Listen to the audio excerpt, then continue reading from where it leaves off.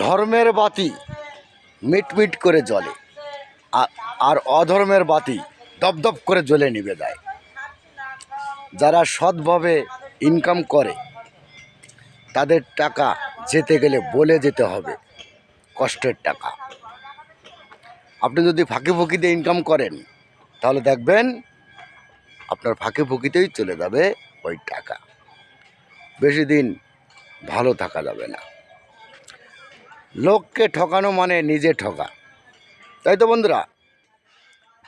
আমি অন্য মানুষের মাথায় টুপি ফোরাইয়ে তার কাছ থেকে 10-20 হাজার টাকা নিয়ে নিলাম, সেই টাকা আর শোধালাম না।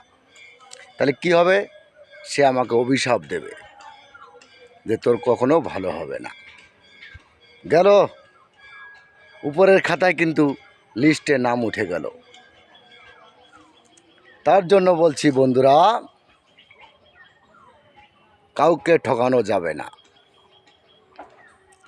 নিজে সৎভাবে থাকতে হবে, রোজগার ইনকাম ভালো করতে হবে, তাহলে দেখবেন কোনো দিন অভাব হবে না, কোনো দিন ভাতের কষ্টটা পাবো না।